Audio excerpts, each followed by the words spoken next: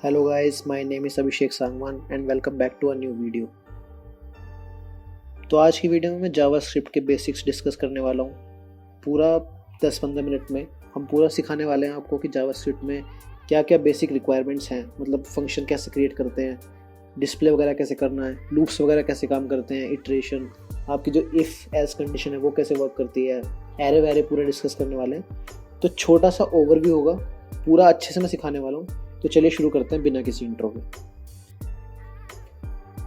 तो पहले देख लेते हैं जावास्क्रिप्ट होती क्या है। जावास्क्रिप्ट एक क्लाइंट साइड स्क्रिप्टिंग लैंग्वेज है।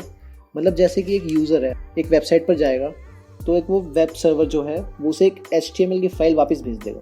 मतलब उसे एक यूज़र को वापस भेज देगा फाइल जिसमें जावास्क्रिप्ट कोड इंक्लूडेड होगा, और उसमें वो यूज़र देख भी सकता है अगर वो चाहे। और वो कोड क्या करेगा, वो यूज़र के ब्राउज़र में एग्जीक्यूट कर जाएगा और जो पेज जिसको रीच कर रहा था उसका आउटपुट शो कर देगा। तो एक चीज़ जो ध्यान में रखने वाली है कि जो जावास्क्रिप्ट है वो जावा नहीं है, मतलब दोनों अलग अलग लैंग्वेजेस हैं। तो इसमें कंफ्यूज नहीं होना कि जावास्क्रिप्ट जो है वो ही जावा है, दोनों अलग अलग लैंग्वेजेस हैं। जावास्क्रिप्टिंग आपकी यूज़ होती है अगर इंटरेक्टिव कंटेंट बनाना हो। हमने जावा, जावास्क्रिप्ट और 3-4 लैंग्वेजेस और हैं वो डिस्कस कर रखी हैं। आई बटन पे आप जाके देख सकते हैं। जावास्क्रिप्ट एक HTML फाइल के अंदर बनती है। तो इसमें हम एक HTML फाइल बना लेते हैं। इसमें हम ले लेते हैं HTML फाइल एक डॉक टाइप की। इसमें HTML टैग क्रिएट कर लेते हैं, बॉडी टैग क्रिएट कर लेते हैं, हेड टैग क्रिएट कर लेते हैं, टाइटल टैग क्रिएट कर लेते हैं। तो जो आपको सेव करने को मैं सेव कर लेता हूँ उसे .html से। मतलब ये चीज़ ध्यान में रखने वाली है, इसे सेव करना .html से यूज़ करना ज़रूरी है ये एक्सटेंशन। तो इसे सेव करने के बाद इसे लोकेट करके ओपन कर सकते हैं किसी भी ब्राउज़र से। जैसे मैंने ओपन कर लिया तो अभी हमने इसमें कुछ कोड वोड नहीं लिखा है, तो आपको कुछ आउटपुट दिखने नहीं वाला। तो इसमें स्टार्ट कर लेते हैं एक स्क्रिप्ट ब्लॉक बना के। स्क्रिप्ट ब्लॉक के अंदर मैं कुछ भी डाल सकता हूँ जो मुझे डिस्प्ले कराना है। तो इसके अंदर डिस्प्ले कराने के लिए जो कीवर्ड यूज़ होता है स्क्रिप्ट डॉक्यूमेंट डॉट राइट, और इसके अंदर मैं मैसेज दे सकता हूँ जो मैसेज मुझे डिस्प्ले कराना है। इसमें दे देते हैं हेलो वर्ल्ड। अगर मैं इसको रन करूँगा तो ये वाली फाइल प्रिंट कर देगी हेलो वर्ल्ड। जैसे कि आप देख सकते हैं हेलो वर्ल्ड प्रिंट हो गया। तो ये वाली फाइल ये वाला लाइन बेसिकली काम क्या कर रही है, आपका प्रिंट कर रही है। प्रिंटिंग हमने देख लिया। अब हम स्टार्ट कर लेते हैं बिल्कुल बेसिक से। पहले वेरिएबल देख लेते हैं, वेरिएबल क्या होता है। तो वेरिएबल डिक्लेयर करने के लिए हमें कीवर्ड यूज़ करना होता है var, और फिर वेरिएबल का नाम। इस केस में मैं माई वेरिएबल दे देता हूँ। अगर सिर्फ मैं ऐसे लिख के सेमीकोलन लगाता हूँ इसका मतलब वेरिएबल डिक्लेयर हो गया, इसमें कोई वैल्यू नहीं डाली मैंने। तो इसमें अगर मैं अलग लाइन में फिर लिख देता हूँ, माई वेरिएबल की वैल्यू डाल देता हूँ, माई वेरिएबल इक्वल्स टू 5। तो इसमें माई वेरिएबल वैल्यू असाइन हो गई। मैं चाहता हूँ तो ये एक लाइन में भी कर सकता हूँ, माई वेरिएबल इक्वल टू 5 करके, या फिर माई वेरिएबल इक्वल टू कोई स्ट्रिंग भी डाल सकता हूँ, इसमें ट्रू भी डाल सकता हूँ, फॉल्स भी डाल सकता हूँ। तो इसमें वेरिएबल का टाइप डिफाइन नहीं करना होता, जावास्क्रिप्ट अपने आप आइडेंटिफाई कर लेता है कि वेरिएबल किस टाइप का है। जैसे दूसरी लैंग्वेजेस हैं आपकी जावा, सी, उन सब में हमें वेरिएबल का टाइप डिफाइन करना होता है। इसमें वो बिना डिफाइन करे भी हो जाता है। तो मैं कुछ भी चाह के वैर लिख के कीवर्ड यूज़ करके इसमें कुछ भी दे सकता हूँ। और इसमें फिर कमेंट देख लेते हैं। कमेंट ही बहुत ज़्यादा ज़रूरी चीज़ है। अगर मुझे कमेंट करना है तो 2 फॉरवर्ड/ लगा के मैं एक कमेंट डाल सकता हूँ। कमेंट हमें पता है कि वो एग्जीक्यूट नहीं होती, वो बस देखने के लिए होता है कि ये लाइन बेसिकली किस लिए है। मतलब किसी अगर मैं बिगनर को ये वाली फाइल दूँ तो वो ये इसे पढ़ के समझ सके कि ये वाली फाइल किस लिए यूज़ होगी। अब देख लेते हैं ऑपरेटर्स के बारे में, जो ऑपरेटर्स रिक्वायरमेंट होती है। पहला जो कॉन्कैटिनेशन के लिए यूज़ होता है, मैं 2 वेरिएबल बना लेता हूँ। पहला एक वर्ड जिसमें दिस इज डाल देता हूँ, दूसरा मोर वर्ड जिसमें मैं दूसरी स्ट्रिंग डाल देता हूँ, जैसे कि सेंटेंस। तो अगर मुझे दोनों को कॉन्कैटिनेट करना है तो मैं तीसरे वेरिएबल में डाले कॉन्कैटिनेट कर सकता हूँ, सिंपली एक प्लस यूज़ करके। तो अगर मैं इसका आउटपुट लूँ डॉक्यूमेंट डॉट राइट करके सेंटेंस का, तो इसमें अगर मैं रन करता हूँ तो ये वाला पूरा कॉन्कैटिनेट होकर वहाँ पे प्रिंट हो जाएगा। तो जो पहला सेंटेंस है, दूसरा सेंटेंस, वो दोनों कॉन्कैटिनेट होकर यहाँ पे प्रिंट हो गए। दूसरा तरीका है कि अगर मैं वेरिएबल 1 एक वेरिएबल 2 ले लूँ, उसमें अगर मैं नंबर्स प्रोवाइड कर दूँ और दोनों को प्लस करके लिखूँ तो अब इनका टोटल प्रिंट हो जाएगा। रन करके देखते हैं तो 8 5 + 3 8 प्रिंट हो गया। इसमें ऐसा भी बोल सकते हैं कि पहले प्लस में तो दोनों को कॉन्कैटिनेट करा, इसमें 5 3 प्रिंट क्यों नहीं हुआ, 8 क्यों प्रिंट हो रहा है। तो इसमें ऐसा होता है कि जावास्क्रिप्ट अपने आप ही देख लेता है कि वेरिएबल किस टाइप का है और उसमें क्या करना है। मतलब स्ट्रिंग टाइप को ये कॉन्कैटिनेट कर देगा, इंटीजर टाइप या कोई फ्लोट टाइप अगर मैं इंटीजर टाइप या फिर फ्लोट टाइप अगर मैं इसमें डिक्लेयर करूँगा तो उन दोनों का ये सम कर देगा। मतलब ये पहले से ही समझ जाता है कि क्या करना है। इसमें मैं माइनस भी कर सकता हूँ, मल्टीप्लाई भी कर सकता हूँ, डिवाइड भी कर सकता हूँ, उसमें कोई दिक्कत नहीं। मैं इसमें परसेंटेज भी निकाल सकता हूँ कि अगर मुझे रिमाइंडर निकालना तो वो सब हम ईजिली कर सकते हैं। ये जो भी हमने पढ़े ये थे बाइनरी ऑपरेशन। एक होता है यूरिनरी, मतलब एक ही वेरिएबल पे अगर हमें यूरिनरी ऑपरेशन लगाना है। मतलब जैसे कि मैं नंबर 1++ कर देता हूँ तो ये आपका पोस्ट इंक्रीमेंट हो गया। मतलब ये पहले टोटल को 1 से नंबर 1 से इनिशियलाइज कर देगा।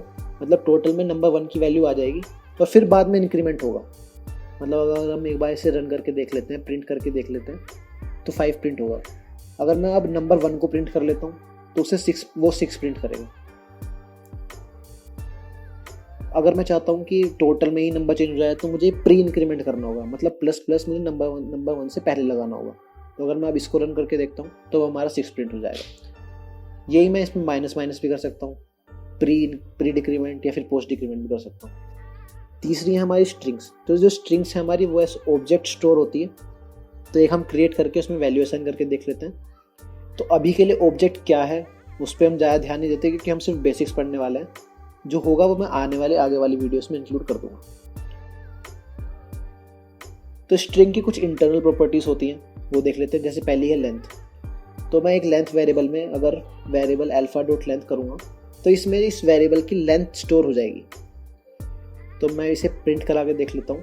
तो ये प्रिंट करेगा आपकी टोटल लेंथ जो कि 7 है। ये ABC टोटल 7 लेंथ का ये जो हमारा वेरिएबल है वो है। स्ट्रिंग में कुछ मेथड्स भी होते हैं। डिफरेंस क्या है मेथड और प्रॉपर्टी में कि जो प्रॉपर्टी होती है वो सिर्फ पीस ऑफ इन्फॉर्मेशन है या फिर कोई वैल्यू है जो हमें ऑब्जेक्ट के बारे में बताती है। और जो मेथड है वो हमारा इनपुट लेता है हमसे और कुछ कंप्यूटेशन, कुछ प्रोग्राम, कुछ प्रोसेस करके हमें आउटपुट कर देता है एक आंसर। पहला है जैसे कि हमारा सबस्ट्रिंग। तो सबस्ट्रिंग में लिखने का तरीका होता है वेरिएबल जिसकी हमने सबस्ट्रिंग निकालनी है डॉट सबस्ट्रिंग, और फिर ब्रैकेट में हमें 2 इंटीजर्स देने होते हैं जो बताते हैं कि कहाँ से कहाँ तक की हमें सबस्ट्रिंग निकालनी है। तो अगर मैं जैसे इसमें 3 और 5 दे दूँ तो ये 3 से लेके 5 तक, मतलब 5 - 1 ऐसे कह सकते हैं, तो 3 और 4 को प्रिंट कर देगा। तो इसमें स्ट्रिंग में एक चीज़ ध्यान में रखने वाली है कि जो इसमें जो स्टार्ट होता है वो हमारा 0 से स्टार्ट होता है।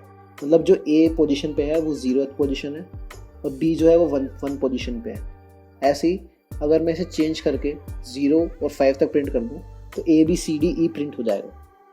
अब बात कर लेते हैं एरेज के बारे में। एरे क्या होती है?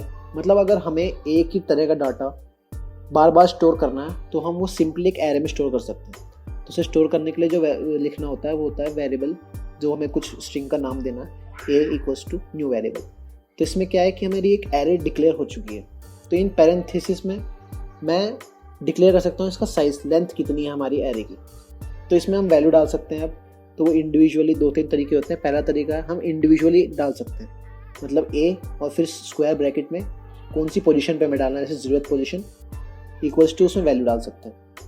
जैसे मैं इसमें स्ट्रिंग डालता हूँ कैट, 1 पे डाल देता हूँ मैं डॉग, और मैं 2 पे डाल देता हूँ कोई नंबर, लेट से 95। और ऐसे अगर मैं लास्ट पोजीशन तक डालता रहूँगा, ये 6 पोजीशन तक, क्योंकि 0 से 7 तक होता है। तो 6 पोजीशन में मैं डाल देता हूँ कुछ ट्रू जैसे बूलियन वैल्यू। तो अगर मैं प्रिंट करता हूँ, आउटपुट निकालता हूँ A1 का, तो डॉग प्रिंट करेगा। अगर मैं A0 का निकालता हूँ तो कैट प्रिंट करेगा। मैं A6 का निकालता हूँ तो ट्रू प्रिंट करेगा। तो ये पहला तरीका हो गया। दूसरा है कि मैं यहाँ सर्कुलर ब्रैकेट के अंदर ही सभी वैल्यूज़ डाल दूँ, जैसे कैट, डॉग जो मैंने नीचे डाली है। तो अब इससे हमारा क्या है, हमारी 4 लेंथ की एक एरे क्रिएट हो चुकी है। अब मैं प्रिंट करके देखता हूँ तो वही तरीके से जैसे पहले प्रिंट हो रहा था डॉग, वो प्रिंट हो जाएगा। जो तीसरा तरीका है वो है कि डायरेक्ट मैं स्क्वायर ब्रैकेट के अंदर डायरेक्ट वैल्यू डाल सकता हूँ, न्यू कीवर्ड यूज़ करने की जरूरत नहीं है। तो इससे भी हमारा उसी तरह से, बट डिक्लेरेशन सेम है, बस थोड़ा लेंथ हम, मतलब कोड हम कम ज़्यादा कर रहे हैं। अब देख लेते हैं कि फंक्शन कैसे क्रिएट करने हैं। तो फंक्शन बेसिकली होते क्या है, फंक्शन होते हैं कुछ ऐसा कोड जो हमें बार बार लिखना हो, तो उसे लिखने से अच्छा हम एक फंक्शन क्रिएट कर लें और फिर उसे कॉल कर लें। तो बार बार जो हम कोड लिख रहे हैं वो हमारा लिखने से बच जाएंगे। मतलब देख लेते हैं कैसे क्रिएट करते हैं। तो उसके लिए हमें फंक्शन कीवर्ड यूज़ करना होता है। फंक्शन कीवर्ड लिख के फंक्शन का नाम लिख लेंगे, हमारी मर्जी कुछ भी लिख सकते हैं, लेट्स से हेलो, और फिर सर्कुलर ब्रैकेट लगा के पैरेंथेसिस के अंदर मैं प्रिंट करा लेता हूँ, let's say document dot right hello, इसे हम ऊपर डाल लेते हैं हेड टाइटल में पहले, और फिर यहाँ से मैं इसे कॉल कर लेता हूँ। तो ये फंक्शन मैंने कॉल करा तो ये हेलो प्रिंट कर देगा। अगर मैं इसमें चेंजेस कर सकता हूँ, फंक्शन में पैरामीटर भी पास कर सकता हूँ। लेट्स से मैं इसमें कोई हु करके एक पैरामीटर पास कर लेता हूँ कि हेलो किसे बोलना, हु। तो मैं यहाँ पे प्लस करके अपना हु प्रिंट करा दूँगा। तो मैं यहाँ पे नीचे अगर मैं बॉब कोई वर्ड पास कर दूँ तो ये प्रिंट कर देगा आपका हेलो बॉब। एक दोबारा फंक्शन कॉल लेता हूँ मैरी करके, तो ये दोनों फंक्शन को कॉल करके आउटपुट कर देगा। अब देख लेते हैं कि इफ़ फंक्शन कैसे यूज़ करते हैं, इफ़ स्टेटमेंट कैसे यूज़ करते हैं। तो इफ़ स्टेटमेंट के लिए मैं दिखाता हूँ। जैसे अगर हमने एक वेरिएबल ले लिया 7 और इफ़ स्टेटमेंट में लगा दिया अगर वो वेरिएबल ग्रेटर देन 10 है तो ये एग्जीक्यूट हो। अलर्ट में क्या होता है कि ये कुछ आउटपुट डिस्प्ले नहीं करेगा, बट ये आपको एक अलर्ट शो कर देगा। तो अगर अभी हम रन करते हैं तो इसमें क्योंकि a 10 से बढ़ा नहीं है तो कोई आउटपुट नहीं आएगा, कोई अलर्ट नहीं आएगा। अगर मैं a की वैल्यू बढ़ा देता हूँ या फिर इसमें साइन को चेंज कर देता हूँ तो आउटपुट आ जाएगा। जैसे मैं 12 कर देता हूँ तो आपको अलर्ट आ गया कि मतलब a की वैल्यू प्रिंट होगी। तो मैं इसमें कोई भी ऑपरेटर यूज़ कर सकता हूँ, जैसे greater than, less than equal to, greater than equal to, और इक्वल टू विद और not equal to with exclamation mark and equals. तो ये डिपेंड करता है मैं नीड के हिसाब से। तो इक्वल के उसमें मैं एक स्ट्रिंग से कंपेयर करके देख लेता हूँ। तो जेक करके अगर ये मैं केस सेंसिटिव कर देता हूँ नॉट इक्वल, तो ये कुछ आउटपुट शो नहीं करेगा। अब एक एल्स ब्लॉक बना लेते हैं जिसमें मैं डिस्प्ले करा लेता हूँ, अलर्ट करा लेता हूँ कि जो कंडीशन थी वो फॉल्स थी। तो अब इसे अलर्ट करेंगे तो कंडीशन फॉल्स का अलर्ट आ गया हमारे सामने। अब लास्ट में देख लेते हैं लूप्स का। तो सबसे ज़्यादा जो लूप यूज़ होने वाला है वो हमारा फॉर लूप है, तो मैं उसी के बारे में बात कर लेता हूँ। तो फॉर लूप में क्या है, हमें पहले एक काउंटिंग वेरिएबल लेना होता है। लेट्स से इसमें आई ले लेते हैं, एक इनिशियल वैल्यू प्रोवाइड करनी होती है, let's say I equals to 0। फिर हमें आगे एक इसे कंडीशन देनी होती है, जो कंडीशन चेक करके जब तक वो फुलफिल हो तब तक लूप चले, let's say I less than 5। और फिर हमें इंक्रीमेंट करना होता है काउंटिंग वेरिएबल में आई प्लस प्लस। फिर हम उसका फॉर लूप की बॉडी बना लेते हैं विद करली ब्रेसेस। तो इसके अंदर जो हमें वर्क करना है वो हम इसमें डाल लेते हैं। अभी के लिए मैं इसमें जस्ट आउटपुट करा लेता हूँ।